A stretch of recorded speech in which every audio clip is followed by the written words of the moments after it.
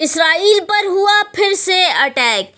ایران نے اسرائیل کو اپنے قونصل خانے پر حملے کا جواب دے دیا۔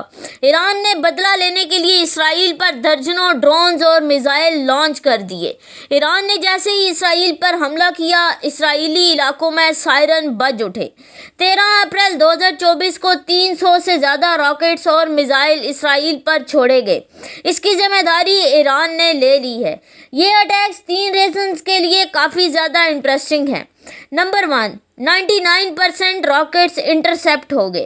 نمبر 2، اس سے اسرائیل کو نقصان نہیں ہوگا بلکہ بلین آف ڈالرز کا فائدہ ہوگا۔ نمبر 3، ایران کو بھی پتا تھا کہ یہ راکٹس فیل ہوں گے، مگر انہوں نے پھر بھی اٹیک کرنا صحیح سمجھا۔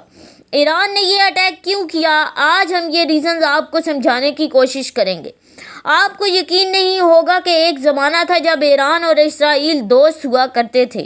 اسرائیل میں استعمال ہونے والا آئل سب سے زیادہ ایران کے علاقوں سے آتا تھا اور ایران اپنے ویپنز اسرائیل سے خریدتا تھا۔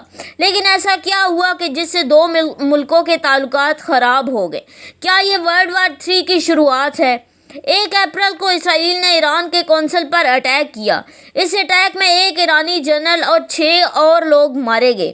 اس اٹیک کے بعد ایران نے اسرائیل کو سبق سکھانے کی ٹھان لی۔ اسے آپریشن ٹرو پرومس کا نام دیا گیا۔ اس اٹیک کے بعد ایران نے کہا کہ ہم اس کا بدلہ ضرور لیں گے۔ اسرائیل بھی اس کے لیے ریڈی تھا۔ 13 اپریل کو اسرائیل میں سائرن بج اٹھے اور میزائل اور ڈرونز کی بارش ہو رہی تھی۔ ایران نے تقریباً 331 ڈرونز اور میزائل اسرائیل پر چھوڑے، لیکن صرف 7 میزائل ہی اسرائیل کی زمین پر آ گرے۔ اسرائیل اس اٹیک کو کیسے روک پایا؟ یہ پاسبل ہوا 2 ڈیفنس سسٹم سے، آئرن ڈوم اور ایرو سسٹم۔ اس کی وجہ سے یہ پاسبل ہوا۔ اسرائیل کی ایئر ڈیفنس سسٹم دنیا کی بیسٹ ڈیفنس سسٹمز میں سے ایک ہے، اور یہ بات ایران بھی اچھی طرح جانتا ہے، اور ایران کو پتا ہے کہ اسرائیل پر ہونے والا یہ اٹیک فیل ہی ہوگا۔ ان کا ڈیفنس سسٹم سارے ڈرونز کو روک لے گا، تو پھر یہ اٹیک کرنے کی ضرورت کیوں پیش آئی؟ Number 1، retaliation. ایران کے مختلف ممالک کے ساتھ مسائل ہیں۔ انہوں نے پاکستان پر بھی اس سال اٹیک کیا۔ اس کے علاوہ وہ سعودی عرب کے ساتھ بھی برسوں سے جنگ کر رہے ہیں۔ ایرانی لیڈرز کو پتا تھا کہ یہ اٹیک فیل ہوگا، لیکن اس کے باوجود ایران کے لوگ اس اٹیک پر جشن منا رہے ہیں۔ ان کے لیے یہ فیلئر نہیں۔ ایران اس اٹیک سے یہ بات ہائی لائٹ کرنا چاہتا ہے کہ پہلا اٹیک اسرائیل نے کیا۔ Number 2، access of resistance. یہ اٹیک ایران کی اسرائیل پر پہلا ڈائریکٹ اٹیک ہے، لیکن اس کا مطلب یہ ہرگز نہیں کہ ایران نے اسرائیل کے خلاف کبھی کوئی ایکشن نہیں لیا۔ اسرائیل کے ساتھ ایران جنگ تو کرتا ہے، لیکن پراکسیز کے تھرو۔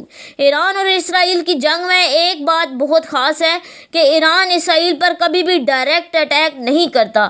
ایران ہمیشہ پراکسیز کے تھرو اٹیک کرتا ہے، اور یہ پہلا اٹیک ہے جس کی ذمہ داری ایران نے اوپنلی لی ہے۔ نمبر 3، امریکہ کے لیے وارننگ۔ کوئی نہیں چاہتا کہ مڈل ایسٹ میں وار ہو۔ اس کے بعد رشیا نے وارننگ ایشو کیا ہے، اور رشین پریزیڈنٹ نے کہا ہے کہ "وی ول ناٹ سٹ and do nothing if Biden sports Israel". Russian ہمیشہ سے ہی ایران کو سپورٹ کرتا آیا ہے۔ اگر امریکہ اٹیک کرتا ہے تو رشیا بھی انوالو ہو جائے گا اس جنگ میں، جو کہ ایران چاہتا ہے۔